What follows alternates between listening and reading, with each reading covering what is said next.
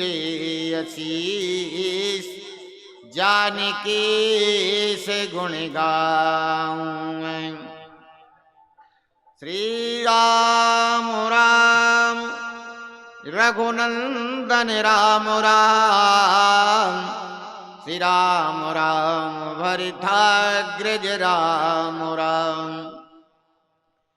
श्री राम राम रण कर कस राम राम, श्री राम राम शरणं भव राम राम।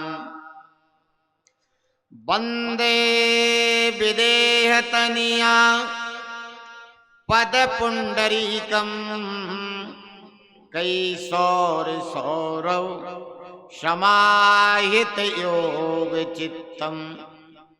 हम तुम त्रिताप मनिशम मुनिहंस सेव्यम, सनुमानिशाल परपीत पराग पुंजम।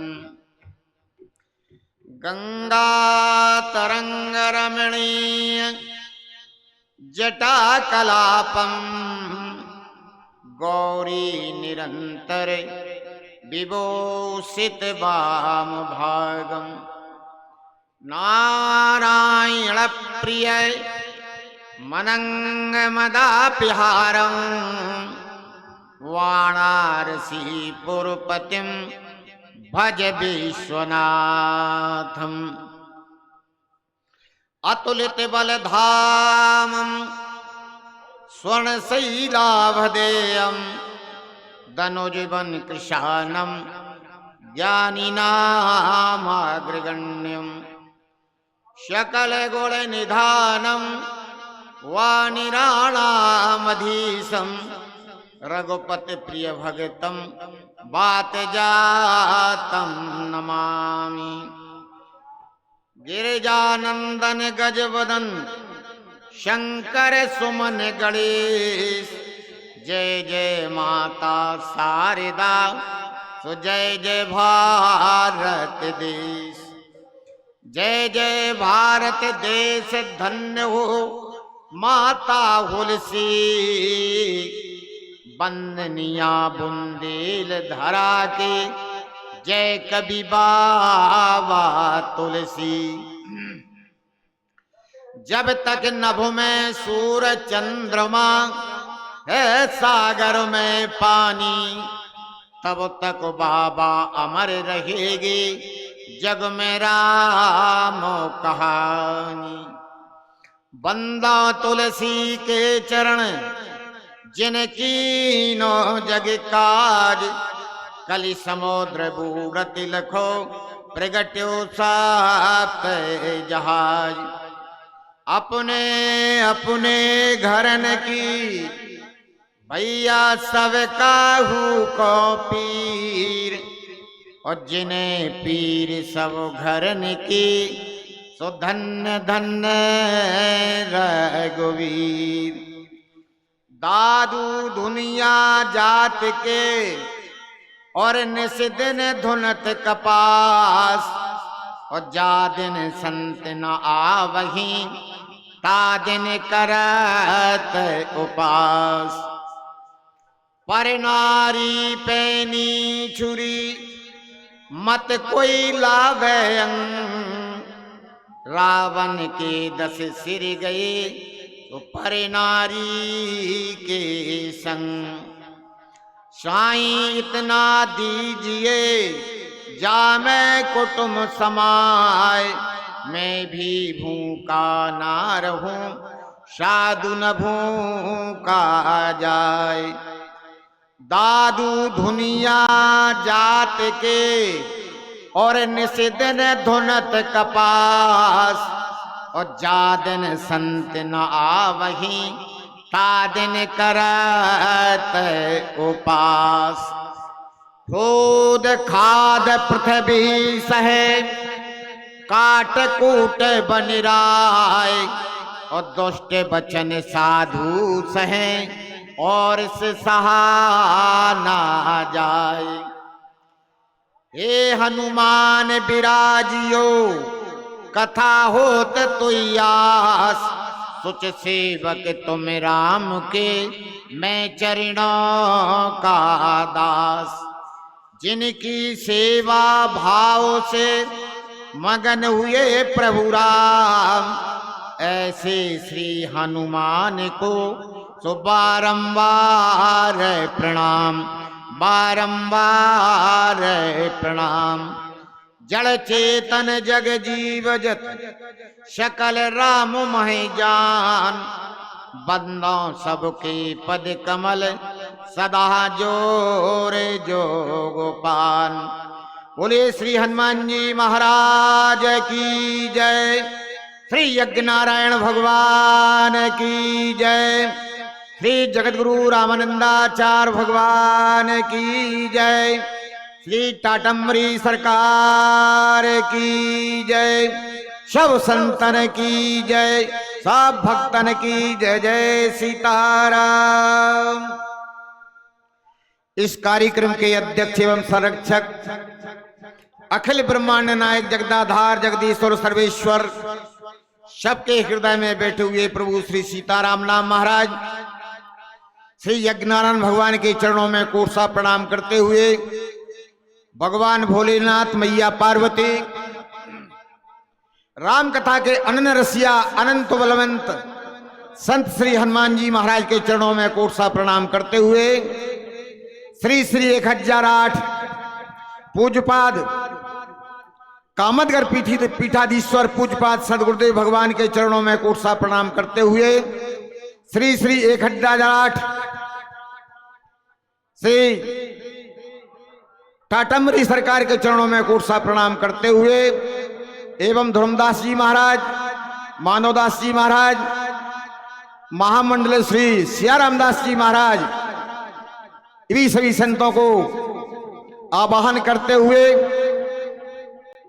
इस कमेटी के सभी पदाधिकारी जन, अध्यक्ष, कोषाध्यक्ष, उपाध्यक्ष, महामंत्री, सभी महानुभाव एवं कथा में विराजे हुए सभी दूरांचलों से पधारे हुए सभी भक्तजन, सीता, सावित्री, उर्मिला, मांडवी के 4 चरणों पर चलने वाली हमारी भारत की आर्यलना, राष्ट्रीय बन के फलते फूलते नन्हे मुन्ने बाल गोपालो।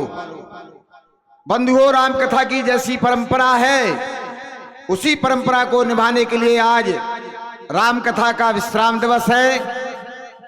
1 आध घंटे में हमारे गुरुदेव भगवान पधारेंगे। इसके पूर्व हम सब लोग मिलकर के कथा के पूर्व 2-4 बार हरि नाम संकीर्तन करें। इसके बाद राम कथा रूपी गंगा में अवगाहन करेंगे। सभी मिलकर के हमारे साथ 2-4 बार भगवान का कीर्तन करें। श्री राम जय राम, जय जय राम, श्री राम। ओम श्री राम जय राम, जय जय राम, श्री राम। श्री राम जय राम, जय जय राम, श्री राम। श्री राम जय राम, जय जय राम, श्री राम।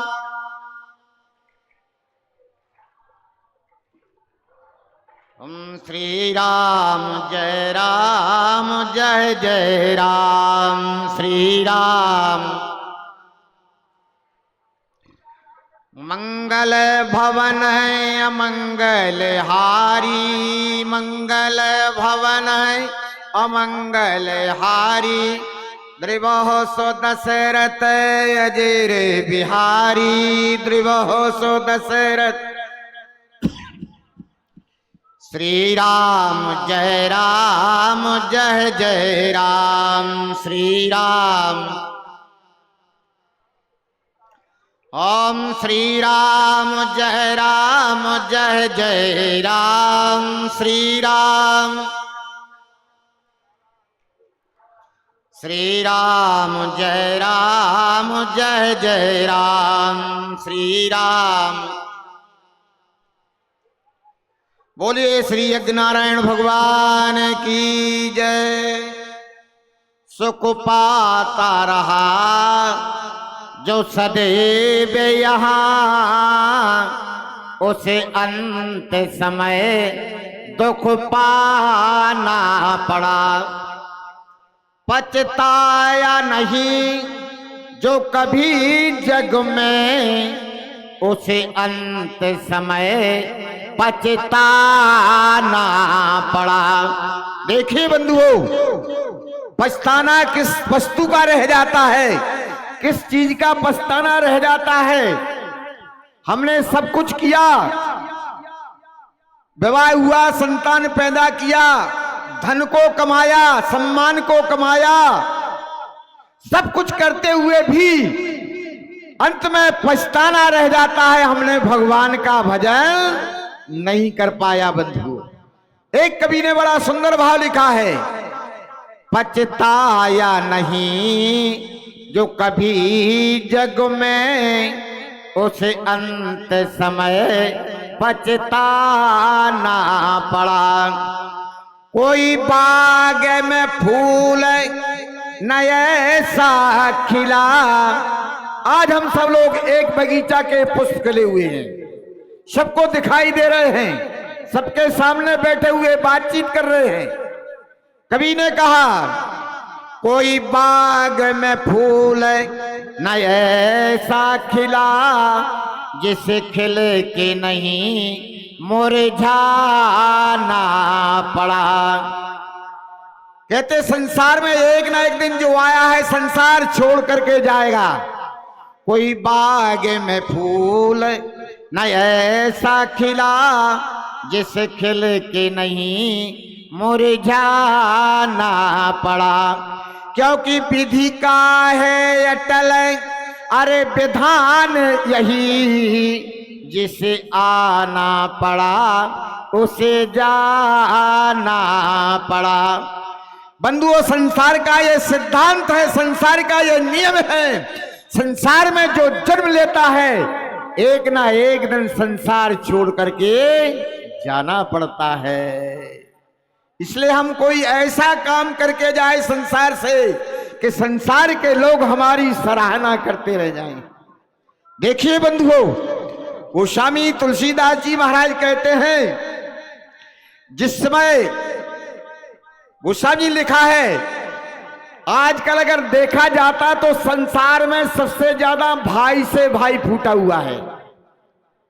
भाई से भाई की आज तक जो सबसे ज्यादा प्रेम अगर भाई में देखा जाता था, राम लक्ष्मण भरत शत्रुघ्न भैया जैसे ऐसे भाई होते थे, उनका प्रेम देख करके हम लोग आनंद विभोर हो जाते हैं। लेकिन आज के भाई को उस समय भाई को कितना अंतर है। गोस्वामी तुलसीदास जी महाराज कहते हैं, भाई पे भाई भरत सरीसा, भाई पे भाई भरत सरीसा, विधि प्रपंचों में सुना नदीसा, विधि प्रपंचों में सुना नदीसा। अगर भाई का रिश्ता देखा जाता है बंधुओं, तो भरत जैसा भाई संसार में दूसरा कोई नहीं हुआ है। गोस्वामी महाराज कहते हैं, तात भरत तुम सब विद साधु, तात भरत तुम सब वेद साधो, रामचरण अनुराग अगाधो, रामचरण अनुराग अगाधो। देखिए त्रिवेणी में प्रयाग में आवाज हो रही है, भरत के समान दूसरा कोई भाई नहीं हो सकता है। और तात भरत तुम सब विद साधु, भगवान के चरणों का अनुराग करने वाले, भगवान के चरणों का प्रेम करने वाले, भगवान के चरणों की भक्ति करने वाला दूसरा भरत जैसा कोई भाई नहीं हुआ है। क्यों? गोस्वामी जी कहते हैं, अरे जग जप राम राम जप जी, जगे जप राम राम जप जी, भरत सरस को राम सनेही, भरत सरस को राम सनेही। संसार के लोग जो है भगवान श्री राम का भजन करते हैं और देखा जाता है तो हमारे प्रभु राम भैया भरत का रात दिन जाप करते रहते हैं। देखिए गोस्वामी तुलसीदास जी महाराज कहते हैं, आज हमारे जैसे भक्त गोस्वामी तुलसीदास जी महाराज के पास पहुंचे और भक्तों ने निवेदन कर दिया, महाराज आज हम भैया भरत की कथा सुनना चाहते हैं। तो गोस्वामी तुलसीदास जी महाराज ने भरत चरित सुनाने के लिए मना कर दिया। श्री वाल्मीकि जी महाराज ने उस समय की कथा सुनाने के लिए वाल्मीकि जी महाराज ने मना कर दिया, गोस्वामी जी कहते हैं। और उसी समय के एक कवि और थे, गोस्वामी तुलसीदास जी महाराज कहते हैं, भरत चरित तो ब्रह्मा और विष्णु और शंकर भी नहीं सुना पा रहे हैं। गोस्वामी जी ने लिखा है, आगम सने भरत रगबर को, अरे आगम सने है भरत रगबर को, तहा न जाए मन विधि हरिहर को, अरे तहा न जाए मन विधि हरिहर को। अगम स्नेह भरत रघुवर को, भैया भगवान श्री राम को भैया भरत का ऐसा अगम स्नेह है कि ना तो वहां पर ब्रह्मा जी का मन जा सकता है, ना भगवान विष्णु का मन जा सकता है, ना भगवान शंकर का मन जा सकता है। अगम स्नेह भरत रघुवर को, और तहां न जाए मन विधि हरिहर को। देखिए बंधुओं, किसी ने कहा भरत चरित्र कोई कह सकता है, कहा केवल जो जानता है वह भरत चरित्र सुना सकता है बंधु। और जानते कौन थे? गोस्वामी जी कहते हैं भरत की महिमा को, भरत के चरित्र को केवल भगवान प्रभु श्री राम जानते हैं। भरत, गोस्वामी जी ने कहा है, आज गोस्वामी महाराज कहते हैं, महाराज श्री जनक कहते हैं भरत की वो महिमा है कि भरत की महिमा को केवल राम जी जानते हैं। और राम जी से कहा जाए कि भैया भरत की महिमा सुना दीजिएगा, तो राम जी कहते हैं केवल मैं जानता हूं लेकिन कह नहीं सकता हूं। गोस्वामी जी लिखा है, राम जी से जब प्रार्थना की गई, प्रभु आप भैया भरत की कथा को सुना दो, तो उस समय भैया भरत की कथा सुनाने के लिए राम तैयार हो रहे हैं। और राम जी बैठे कहां हुए? बैठे हुए हैं चित्रकूट में, कामलगिर पर्वत के ऊपर भगवान श्री राम बैठे हुए हैं और संतों के बीच में बैठे हुए हैं। गोस्वामी जी लिखा है, जहां बैठ मुन गण सहित और नित सिय राम सुजान, और कहते कथा इतिहास अब आगम निगम पुराण। भगवान श्री राम साधु संतों के बीच में बैठ करके, और जिस समय जो है कथा पुराणों की कथा को श्रवण करा रहे थे, उसी समय हमारे जैसे भक्त पहुंच जाते हैं। निवेदन कर दिया कि आज हम भैया भरत की कथा को सुनना चाहते हैं बंधु। जब ऐसा कहा, निवेदन किया, तो राम जी के नेत्रों में आंसू आ गए हैं।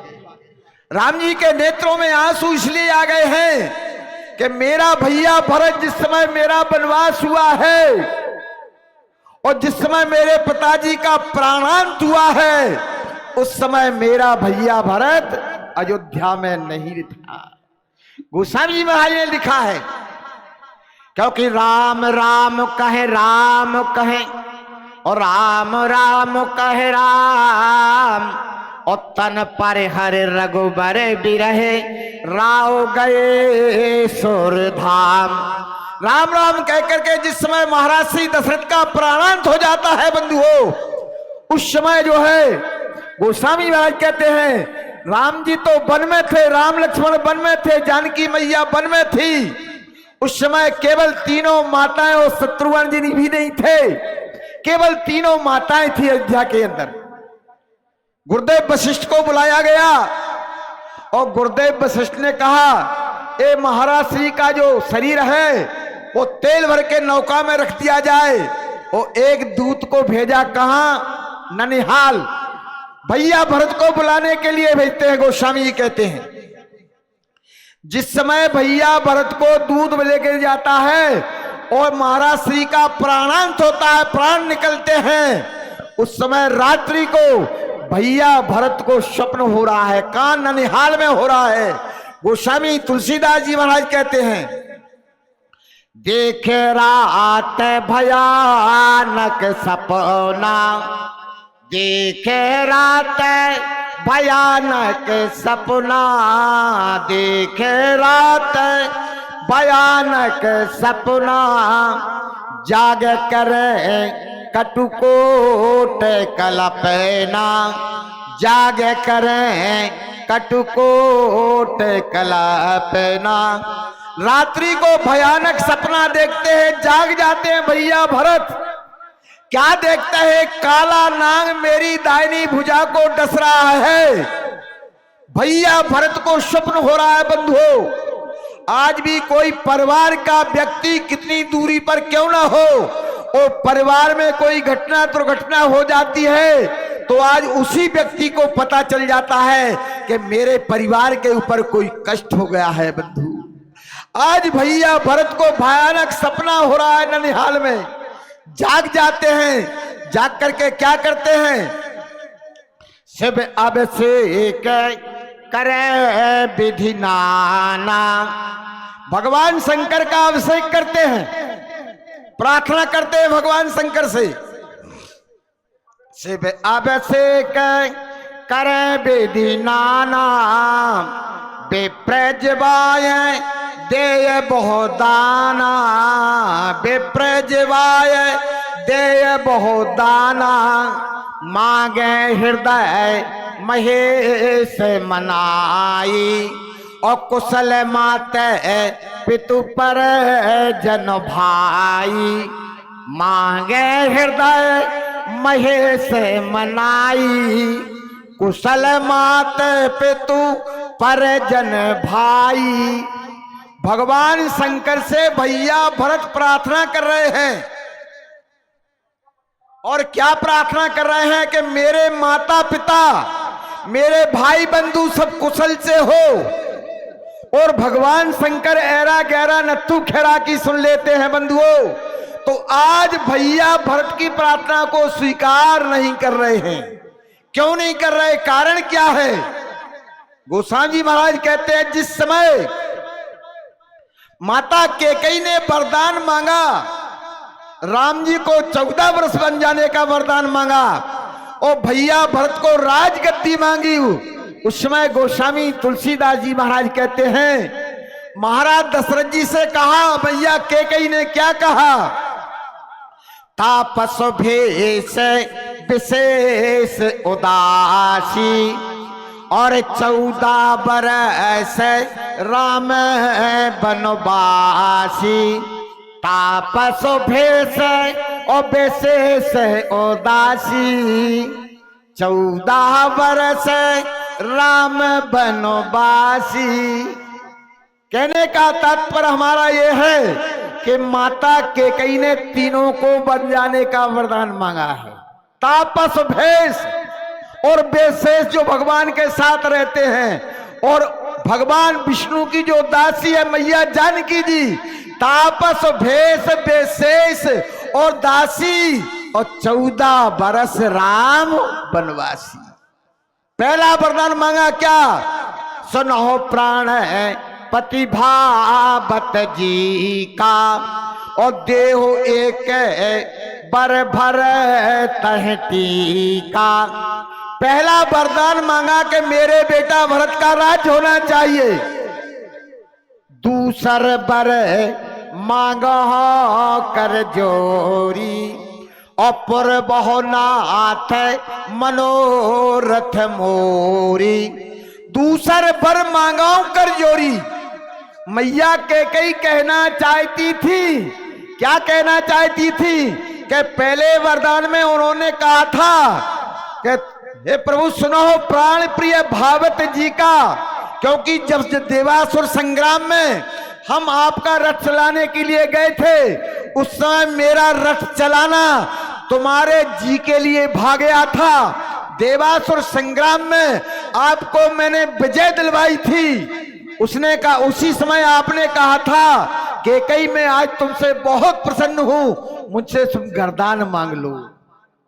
तो उस समय मैंने मना कर दिया था, महाराज इस वरदान को गिरवी रखो, जब जरूरत पड़ेगी तब मांग लूंगी।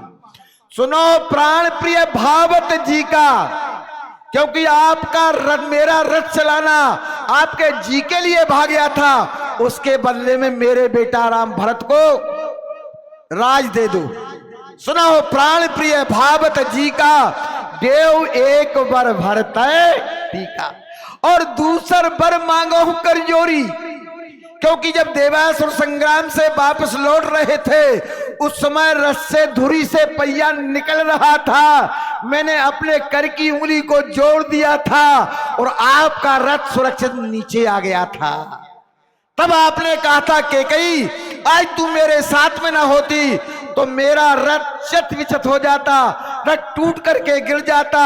आज तूने मेरे प्राणों की रक्षा की है, इसलिए उसके बदले में मुझसे कोई वरदान मांग लो। तब भी तुमने कहा था हे पतिदेव आज मुझे कोई जरूरत नहीं है, जब जरूरत पड़ेगी तब मांग लूंगा। तो दो वरदान जो थे, दो ही वरदान भूपे सन थाती, मांगो आज जुड़ा छाती। क्योंकि मंत्रा याद दिला रही है मैया कैकेयी को। क्या याद दिला रही है कि महाराज के पास आपके दो वरदान हैं, उन वरदान को मांग लो। सुतः राज रामय बनवासु। आज मैया कैकेयी ने कहा उसके बदले में आज आपको जो है, सुनो प्राण प्रिय भागवत जी का, देव एक वर भरत टीका और दूसर वर मांगो कर जोरी, पूर्वो नाथ मनोरथ मोरी। तापस भेष विशेष उदासी और 14 बरस राम बनवासी। जब ऐसा मांगा तो उसी समय महाराज श्री दशरथ ने कहा था कैकेयी 2 के बदले 4 मांग लो, 4 कह रहे थे। माता कैकेयी ने कहा 2 ही तो दे दो, आप 2 देने में तो पसीना पसीना हो जाओगे। और 14 वर्ष का जिस समय वनवास मांगा तो महाराज बेहोश होकर के पृथ्वी पर गिर जाते हैं बंधु। और जैसे पृथ्वी पर गिरते हैं थोड़ा होश आता है, संभल करके महाराज श्री दशरथ कहते हैं माता कैकेयी से, क्या कहते हैं, देखिए माताओं, एक दिन वो माता सारथी बनी हुई थी माता कैकेयी, तो अपने पति के विशाल संग्राम में, देवासुर संग्राम में अपने पति के प्राणों की रक्षा करके पृथ्वी पर लाई थी। कब, जब सारथी थी जब। और आज वही माता कैकेयी स्वार्थी बन गई है, आज अपने पति के जबरदस्ती से प्राण लेने के लिए सामने खड़ी हुई है। महाराज श्री दशरथ गिड़गिड़ा रहे हैं और महाराज श्री दशरथ कहते हैं, विराज महाराज, गोस्वामी महाराज कहते हैं उसी समय जिस समय महाराज श्री दशरथ गिड़गिड़ा करके कह रहे थे, क्या कह रहे थे माता कैकेयी से, महाराज श्री दशरथ ने कहा अरे मांगे माथे अब हूं देहो तो ही, मांगे माथे अब ही दो तो ही, राम बिरह जन मारस मोही, राम बिरह जन मारस मोही। महाराज श्री दशरथ ने कहा कैकेयी तू तो 14 वर्ष के लिए कह रही है, राम जी 14 वर्ष के लिए वन चले जाएं, और राम जी अगर नेत्रों से 14 दिन के लिए ओझल हो जाएंगे तो ये दशरथ के प्राण निकल जाएंगे। इसलिए राम के बदले में, वन के बदले में दूसरा कोई वरदान मांग लो। लेकिन माता कैकेयी ने क्या कहा, गोस्वामी जी कहते हैं, होत प्रात मुन भेष धर और जो न राम बन जाए, मोर मरण राउर अजस नृप समझिए मैनो माय। माता कैकेयी ने कहा महाराज आप कहते हैं राम को बन जाने से रोको, तो अब मैं प्रतिज्ञा करती हूं कि सवेरे राज तिलक तो बाद में होगा, लेकिन सवेरे होते होते राम वन को चले जाएं। होत प्रात मुनि भेष धर, और जो न राम बन जाएं, 14 वर्ष के लिए राम बन नहीं जाएंगे तो मेरा मरना होगा और आपको अपयश मिलेगा। प्रतिज्ञा करके कहती हूं मैं महाराज राम को वन भेजना होगा। महाराज श्री दशरथ ने कहा कैकेयी लगता है कि तेरे बीच में मेरी मृत्यु आ गई है, मेरा मरण मांग रही है तू। गोस्वामी तुलसीदास जी कहते हैं माता कैकेयी क्रोधावेश में बैठी हुई है और महाराज श्री दशरथ क्या करते हैं, प्रार्थना कर रहे हैं। गोस्वामी तुलसीदास जी महाराज लिखते हैं, गोस्वामी महाराज कहते हैं प्रार्थना किसकी कर रहे हैं, मांगे हृदय महेश मनाई, और कुशल मात पित पर जन भाई। उधर कौन मना रहे, भैया भरत मना रहे हैं, और इधर महाराज श्री दशरथ किसको, गोस्वामी तुलसीदास जी कहते हैं से मेरे महेश कहा निहोरी, और बिनती सुनो सदा शिव मोरी। इधर महाराज श्री दशरथ को भवन में मैया कैकेयी के सामने भगवान शंकर से प्रार्थना कर रहे हैं, सिमर महेश कहा निहोरी, और बिनती सुनो सदा शिव मोरी। जब ऐसी करुणा भरी आवाज महाराज श्री दशरथ की भगवान शंकर के कान तक पहुंची, और भगवान शंकर उस समय समाधि लगाने के लिए जा रहे थे, और राम जी के पिताजी महाराज श्री दशरथ की आवाज को सुना। महाराज श्री दशरथ कह रहे हैं हे भोलेनाथ मेरी रक्षा करो, रक्षा करो, रक्षा करो। ऐसी आवाज जब भगवान शंकर के कान में पहुंचती है बंधुओं, तो भगवान शंकर चैतन्य अवस्था में हो जाते हैं। मैया पार्वती बगल में बैठी हुई थी। मैया पार्वती ने कहा भोलेनाथ हे भगवान मेरे स्वामी, अभी तो आप कह रहे थे मैं समाधि लगाने के लिए जा रहा हूं, कारण क्या है, एकाएक आपकी जो है समाधि क्यों टूट गई है। भगवान शंकर ने कहा अभी अभी मेरे कानों में राम के पिता दशरथ की आवाज आई है, और करुणा भरी आवाज में राम के पिता दशरथ मुझे मेरा सुमरण कर रहे हैं। सुमिर महेश कहा निहोरी, और बिनती सुनो सदा शिव मोरी। आज मेरे ऐसे कानों में आवाज आई हे भोलेनाथ रक्षा करो, रक्षा करो। जब ऐसी आवाज को मैंने सुना तो मैंने सोचा कि अब दशरथ के पास चलना चाहिए। गोस्वामी महाराज कहते हैं उसी समय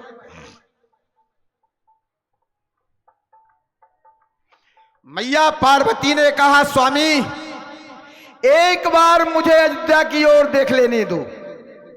और जैसे दिव्य दृष्टि से मैया पार्वती ने अयोध्या की ओर देखा तो क्या देखती है, यदि आज अयोध्या में अंधकार छाया हुआ है, क्रोध वेश में को भवन में कैकेयी बैठी हुई है। स्थिति क्या हो रही थी, गोस्वामी जी कहते हैं अरे घर मसान जन पर जन भूता, और सुत हित मीत मनो जमदूता, लागे अवध भयावन भारी, लागे अवध भयावन भारी, मानहो काल रात अंधारी, डर पह एक निहारी।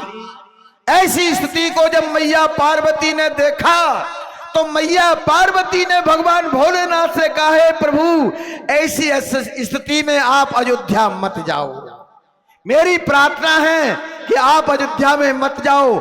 अयोध्या में करुणा क्रंदन मचा हुआ है, अयोध्या की स्थिति अच्छी नहीं है। भगवान शंकर ने कहा पार्वती मेरे भक्त के ऊपर संकट है, अपने भक्त की संकट में सहायता करने के लिए नहीं जाऊंगा, तो कौन मुझे अवधरदानी कहेगा, कौन भोलेनाथ कहेगा। मैया पार्वती ने मनाया, लेकिन भगवान शंकर ने एक बात नहीं मानी। और भगवान शंकर कहां, अयोध्या में पहुंच जाते। मैं नहीं कह रहा हूं, गोस्वामी तुलसीदास जी लिख रहे हैं। रामचरितमानस में लिखा हुआ है, जैसे भगवान शंकर को भवन में पहुंचते हैं और जैसे डमरू को बजाया, त्रिशूल से प्रकाश हुआ, भगवान शंकर का चंद्रमा जो है भाल पर दिखाई दिया। भगवान शंकर ने कहा, दशरथ दशरथ जागो, मैं कैलाश से भगवान शंकर तुम्हारे पास आ गया हूं। बताइए क्या समस्या है तुम्हारे सामने, क्या बात है, क्या चाहते हो। नेत्र खोल करके देखा तो भगवान शंकर खड़े हुए हैं। बोलिए शंकर भगवान की जय। भगवान भोलेनाथ को भवन में दर्शन किया। भगवान दशरथ ने जैसे दर्शन किया, हाथ जोड़ करके महाराज श्री दशरथ निवेदन करने लगे, हे भोलेनाथ आप आ गए हैं तो मेरी प्रार्थना को सुनिएगा। महाराज श्री दशरथ कहते हैं, आस तो से तुम अब ढरदानी, आस तो से तुम अब ढरदानी, आरत हराओ दीन जन जानी, आरत हराओ दीन जन जानी।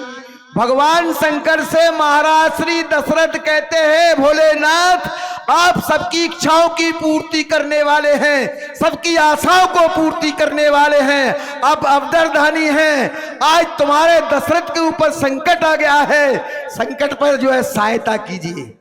आस तो से तुम अब डरदानी, आरत हरो दीन जन जानी। भगवान शंकर ने कहा, दशरथ क्या संकट तुम्हारे ऊपर आ गया है, क्या समस्या है, बताओ ना हमको। भगवान शंकर ने जब पूछा तो महाराज श्री दशरथ कहते हैं, मेरे बेटे राम की ऐसी मति कर दो। देखिए माताओं ध्यान दीजिएगा, आज महाराज श्री दशरथ ने पहले माता कैकेयी से कहा था, रघुकुल रीत सदा चली आई, प्राण जाए पर बचन न जाई। गोस्वामी कहते महाराज श्री दशरथ ने प्रतिज्ञा की थी कि प्राण चले जाए लेकिन बचन नहीं जा सकते हैं। लेकिन आज राम जी के मोह में गोस्वामी जी कहते हैं बचनों का त्याग कर रहे हैं।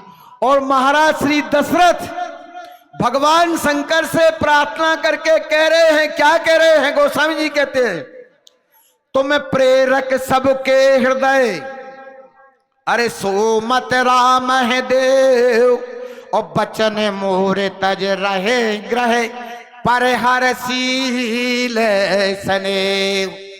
गोस्वामी महाराज कहते हैं आज महाराज श्री दशरथ माता कैकेयी के सामने भगवान शंकर से प्रार्थना करते हैं, तुम प्रेरक सबके हृदय, सबके हृदय में तुम प्रेरणा देने वाले हो, आज मेरे राम की ऐसी मति कर दो।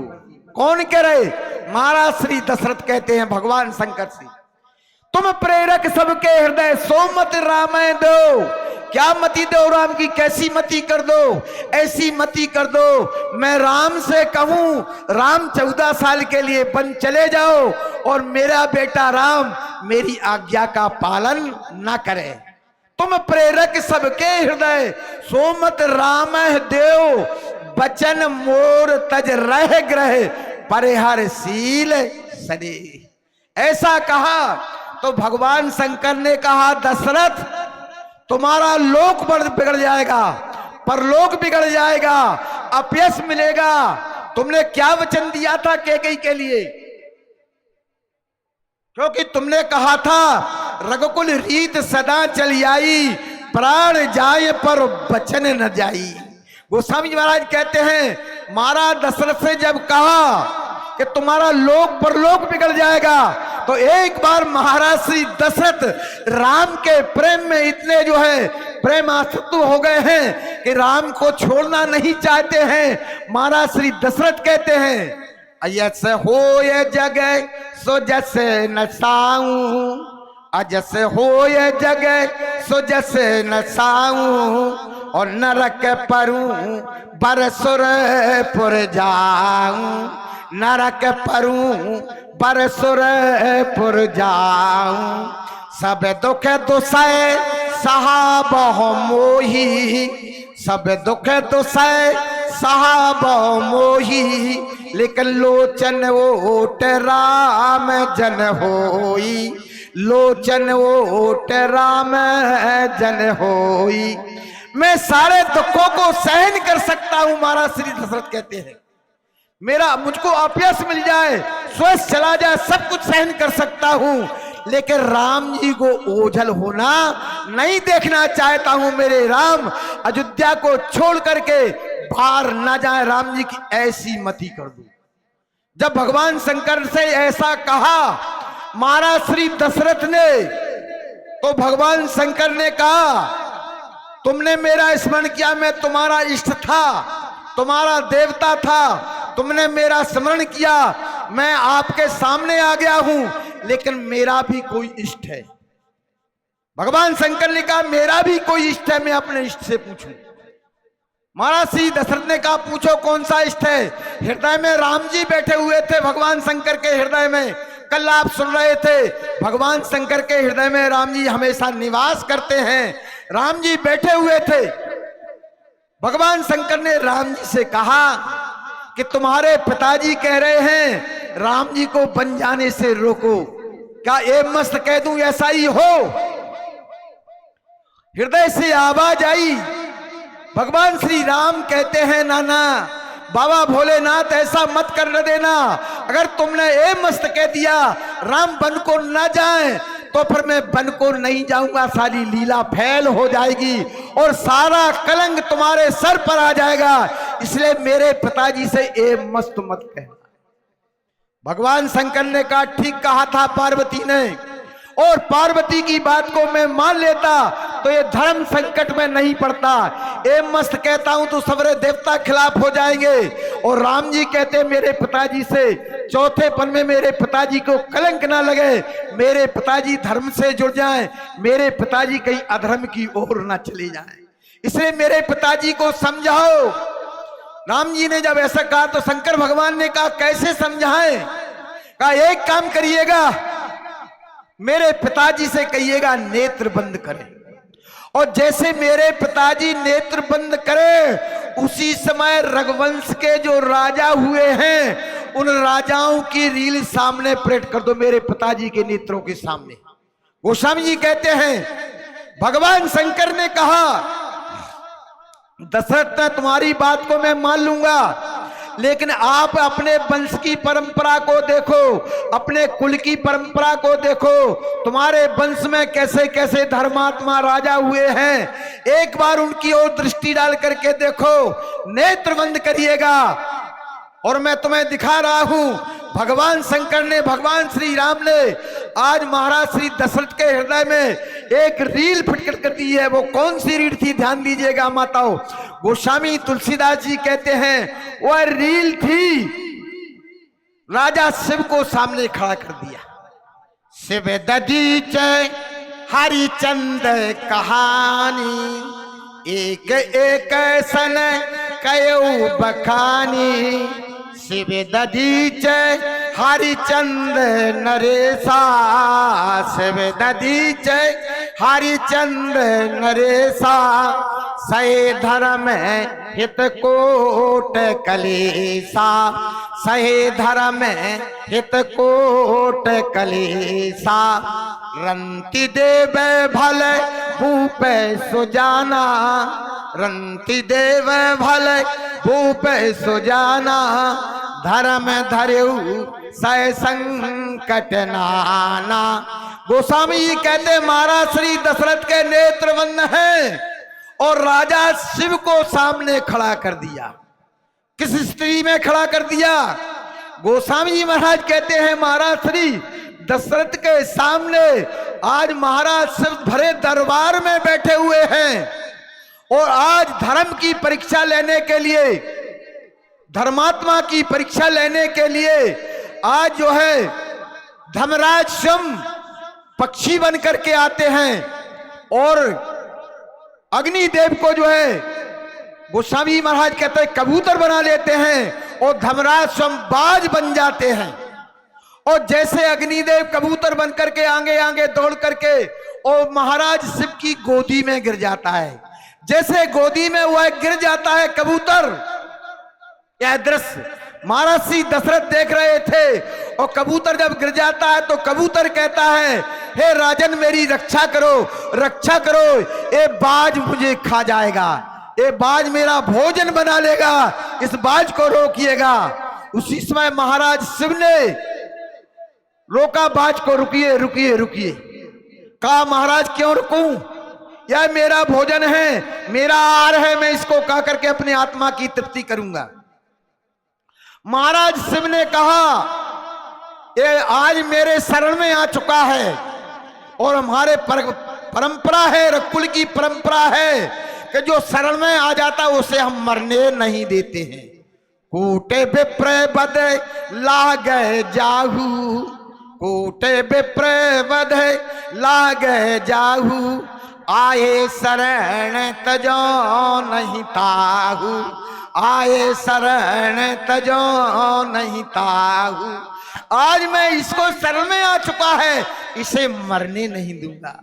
महाराज शिव ने जब ऐसा कहा बंधुओं, तो उसी समय कबूतर जो धर्मराज थे उन्होंने कहा नहीं मरने देगो तो इसके बराबरी का मुझे मांस चाहिए। महाराज शिव ने स्वीकार कर लिया, दूंगा। बाज ने कहा दोगे तो, लेकिन और किसी का नहीं चाहिए, आपके शरीर का ही मांस चाहिए इसके बराबर। उसी समय महाराज शिव ने कहा मैं अपने शरीर का ही मांस दूंगा। उसी समय भरे दरबार में तराजू को बुलवाया, तखरी को बुलवा करके एक पल्ले पर जो है कबूतर को रख देते हैं और एक पल्ले पर बायां पैर उतार करके चढ़ा देते हैं। कबूतर पूरा नहीं हुआ बंधुओं, दूसरा पैर काट करके उतार करके भी चढ़ा देते हैं। कबूतर पूरा नहीं हुआ बंधुओं, दोनों हाथ उतार करके चढ़ा देते हैं, क्योंकि परीक्षा हो रही थी। कबूतर जब पूरा नहीं हुआ अंतो गत्वा महाराज से पूरे चढ़ जाते हैं। और जैसे पूरे चढ़ जाते हैं उसी समय धर्मराज प्रकट हो जाते हैं, अग्निदेव प्रकट हो जाते हैं। कहते हैं राजन मैं तो तुम्हारी परीक्षा कर रहा था, तुम धर्मात्मा राजा हो, तुम परीक्षा में उत्तीर्ण हो गए हो। ऐसा कहकर के आज धर्मराज और अग्निदेव प्रकट हो जाते हैं, वरदान देते हैं। भगवान शंकर ने कहा से ताराम कहिए दशरथ जी क्या तुम्हारे वरदान ने तुमने कुछ देखा, तुमने कुल की परंपरा देखी, क्या तुम्हारे कुल की परंपरा है रघुकुल रीत सदा चली आई, प्राण जाए पर बचन न जाई। तुम्हारे वंशज आज महाराज शिव ने सारा शरीर जो है धर्म के पीछे अर्पण कर दिया, तुम्हारा क्या इरादा है। उसी समय भगवान शंकर के सामने दशरथ जी महाराज ने कहा प्रभु आपने एक लीला दिखाई, एक आध लीला और दिखाइएगा। गोस्वामी जी कहते हैं उसी समय नेत्र दोबारा जब बंद किए तो महाराज किसको दधीच को सामने खड़ा कर दिया। दधीच जिनके वंशज थे, दधीच सामने खड़े हुए हैं और दधीच ने प्रतिज्ञा कर दी है कि मैं अपनी सारी त्वचा चटवा करके गौों से हड्डियों का दान करेंगे। आज देवताओं के सामने महाराज दधीच सारी हड्डियां निकल आती हैं और हड्डियों को दान कर रहे हैं, दान करते चले जा रहे हैं। गोस्वामी कहते हैं शिव दधीच हरिचंद्र की जब कहानी सुनी, महाराज श्री दशरथ ने जब कहानी सुनी तो गुनी गोस्वामी तुलसीदास जी कहते हैं कहानी देख करके विचार पहले था कि राम वन को नहीं जाएं, पहले विचार था, लेकिन जब कहानी को सुना, जब सत्संग किया, अपने परिवार की कहानियों को सुना तो गोस्वामी तुलसीदास जी कहते विचार क्या हो गया। असमन गुना है राव नहीं बोला। भगवान शंकर ने कहा दशरथ राम को बन जाने से रोकूं ए मस्त कहूं, तो महाराज श्री दशरथ मौन हो जाते हैं। गोस्वामी जी लिखते हैं असमन गुनाए राव नहीं बोला, पीपर पाते सर से मन डोला, पीपर पाते सर से मन डोला। गोस्वामी कहते हैं पीपल के पत्ते की तले मन डुल गया। पहले मन था कि राम वन को 14 वर्ष के लिए नहीं जाएं, और जब धर्म को देखा, सत्य को देखा, ईमान को देखा, उसी समय गोस्वामी तुलसीदास जी कहते हैं राम वन को जाते हैं तो एक बार नहीं 1000 बार चले जाएं, लेकिन राम को मैं बन जाने से रोक नहीं सकता हूं। गोस्वामी जी कहते हैं असमन गुनाह राव नहीं बोला, पीपर पाते सर से मन डोला, पीपर के पत्ते के तले मन डुल गया। गोस्वामी जी कहते हैं ऐसा जब कहा तो दशरथ जी महाराज मौन हो जाते हैं, और मौनम स्वीकृति लक्षणम, मौन होकर के स्वीकार कर लिया मैं धर्म को नहीं त्याग सकता हूं, कुल की परंपरा को नहीं त्याग सकता हूं, आज अपने ईमान को नहीं त्याग सकता हूं। जब ऐसे कहा तो गोस्वामी जी कहते हैं महाराज नहीं बोले, और भगवान शंकर चले जाते हैं, भगवान शंकर चले जाते हैं। इसीलिए गोस्वामी जी कहते हैं आज भैया भरत की प्रार्थना को स्वीकार नहीं कर रहे भगवान शंकर। क्यों नहीं कर रहे? कि जिस समय राम जी का वनवास हो रहा था उस समय मैं मौजूद था कोप भवन में, मेरे सामने राम वन को जा रहे थे। अब तुम्हारी पीड़ा को कैसे हरण करूं, भरत जी की पीड़ा को। गोस्वामी जी कहते हैं शिव अवश्य करह विधि नाना, और विप्रदिवाय दे बहुदाना। भगवान शंकर का अभिषेक करते हैं, ब्राह्मणों को भोजन कराते हैं, लेकिन आज मांगे हृदय महेश मनाई, कुशल माते पिते परिजन भाई। आज भैया भरत की प्रार्थना को स्वीकार नहीं कर रहे हैं। कौन? भगवान शंकर। क्यों नहीं कर रहे हैं? इनके सामने सारी घटना घटी हुई थी, इसलिए भगवान शंकर आज भैया भरत की प्रार्थना को स्वीकार नहीं करते हैं। तब तक अयोध्या के दूत पहुंच जाते हैं, अयोध्या के दूत पहुंच जाते हैं ननिहाल में, के कई देश में महाराज पति के पास में पहुंच जाते हैं, और दूतों ने जाकर के कहा है कि भैया भरत को बुलाया है। किसने बुलाया है? कहा गुरुदेव ने बुलाया है। दूसरा धक्का भैया भरत को लगा। अभी तो राज आज्ञा आती थी, अभी तो मेरे पिताजी बुलाते थे, लेकिन आज गुरुदेव ने क्यों बुलाया? कारण क्या है? क्या मेरे पिताजी दरबार में नहीं है इसलिए गुरुदेव ने बुलाया? विचार क्या हो सकता, गुरुदेव बैठे होंगे, गुरुदेव ने आज्ञा दे दी हो। आज भैया भरत तैयार होते हैं, और भैया भरत को ऐसा लग रहा है अयोध्या जाने के लिए नांगत चले सैन बल बाके, सैल बड़ पर्वतों को, नदी नारों को नाचते हुए चले जा रहे थे। अस जानो जी जाओ उड़ाई, ऐसा लग रहा था उड़ करके अयोध्या पहुंच जाऊं बंधु। आज अयोध्या के पास पहुंचते हैं तो क्या देखते हैं? अयोध्या के आज बाहर एक मंदिर बना हुआ था, और वो मंदिर किसका था? इनके पूर्वजों का मंदिर था। महाराज श्री दशरथ के पूर्वज को सारे फोटो उसमें लगे हुए थे। भगवान श्री राम जब वन के लिए जाने लगे तो उसी समय सब देवताओं को, अपने इष्ट देव को, अपने कुल देवताओं को प्रणाम करके जाते हैं। रथ चढ़े सिए सहित दो ही भाई, चले बनाए अवधाई सिरनाई। आज दोनों भाई उन अपने पूर्वजों को प्रणाम करके जा रहे थे बंधुओं। उसी भवन में, उसी अयोध्या के मंदिर में आज भैया भरत प्रवेश करते हैं। अपने पूर्वजों को ओर से लेकर के, राजा सगर से, दिलीप से लेकर के भागीरथ से प्रणाम करते हुए चले जा रहे हैं। अज को, दिलीप को जैसे प्रणाम करते चले जा रहे हैं। क्या देखते हैं? अंत में महाराज श्री दशरथ का फोटो पहुंच गया था, और महाराज श्री दशरथ का फोटो देख करके भैया भरत को धक्का लग गया कि मेरे पिताजी का फोटो क्यों आ गया। यहाँ तो उसका फोटो आता है जो संसार छोड़ करके चले जाता है, शरीर छोड़ करके चला जाता है, उसका यह फोटो आता है लेकिन मेरे पिताजी का क्यों आया। विचार किया, कोई बात नहीं, बाहर निकले और जैसे मंदिर से बाहर निकलते हैं तो क्या देखते हैं, असगुन हो रहे। गोस्वामी जी लिखते हैं, असगुन होए नगर पैठारा, असगुन होए नगर पैठारा, रटे को भात को खेत करारा, रटे को भात को खेत करारा। आज बुरी जगह पर बैठ करके कौआ काव काव की आवाज कर रहा है। भैया भरत को असकुन हो रहा है।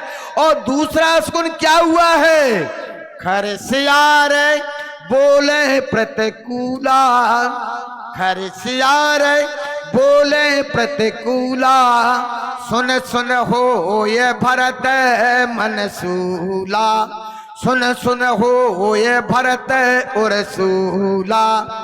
आज भैया भरत को दूसरा सुन क्या हो रहा, खर्ज गधा है जो जंगल में जो है ग्राम के आसपास रहने वाला है, और जंगल का जानवर जो श्यार होता है वो जंगल में बोलता है, आज वो अयोध्या की गलियों में बोल रहा है। खरसियार बोले प्रतिकूला, सुन सुन होए भरत ही है सूला। भरत के हृदय में सूल हो रहा है। क्या सूल हो रहा है, भरत भैया अयोध्या में पहुंच जाते हैं तो अयोध्या के लोग भैया भरत से मिल नहीं रहे। क्यों नहीं मिल रहे, कारण क्या है कि सबको ये पता है कि भरत की मैया कैकेयी ने राम को वन भेजा है। आज देखते हैं, क्या देखते हैं, सरजू का जो निर्मल जल था वो मटमेला दिखाई, गंदा दिखाई दे रहा है। आज सारे बगीचा कुमला गए हैं। आज भैया भरत कहते हैं, आज मेरी अवध में क्या हो गया है, कोई तो बाहर निकलता नहीं है। कोई बाहर क्यों नहीं निकल रहा है, कारण क्या है, पुरजन मिले न कहें कछु, और गबे जो हारे जाए, और भरत कुशल ना पूछ सक, भय विषाद मन माय। अयोध्या के लोग मिलते हैं लेकिन भरत से कोई कुशलता नहीं पूछता है, केवल भरत को देख करके सिर झुका करके चले जाते हैं। भैया भरत भी साहस नहीं जुटा पा रहे हैं उन लोगों से पूछें, भैया तुम क्यों नहीं बोल रहे, कारण क्या है। लेकिन सभी एक ही बात कह रहे हैं, कैकेयी का बेटा है। क्या कैकेयी का बेटा अच्छा होगा, बिस्की बेल में क्या अमर के फल फलेंगे, ये तो बिस्की बेल का पैदा होने वाला ये भी विषैला होगा। आज भैया भरत से कोई नहीं पूछ रहा है, पुरजन मिले न कई कछु, गवै जुहारे जाए, भरत कुशल ना पूछ सक, भय विषाद मन। इतना भय बैठ गया भैया भरत को। भैया भरत ने विचार किया कहां चलना चाहिए, पिताजी के महल में चलूं या माता कौशल्या के महल में चलूं या माता सुमित्रा के महल में चलूं, ऐसा विचार कर रहे थे। तक विचार में आया एक ही जगह चलना चाहिए जहां सबके दर्शन हो जाएंगे। कहा माता कैकेयी के भवन में माता जानकी जी को मैया कैकेयी ने मुँह दिखाई में कनक भवन दिया था। माता जानकी जी सीता जी जहां रहती थी वहां पर तीनों माताएं रहती थी, और राम जी रहते थे। जहां राम जी रहते थे वहां महाराज श्री दशरथ रहते थे। सब लोग रहते थे बंधुओं। गोस्वामी तुलसीदास जी महाराज कहना चाहे महाराज जी, हाँ ठीक है, बोलिए, हम प्रणाम कर देंगे, बंद कर देंगे। बोलिए श्री अद्यानाथ भगवान की जय। देखो इधर भैया भरत अयोध्या में प्रवेश कर रहे हैं और हमारे गुरुदेव भगवान मंच के ऊपर पधारने के लिए आ रहे हैं, इसलिए सभी लोग गुरुदेव भगवान का पदार्पण हो गया है। धर्म की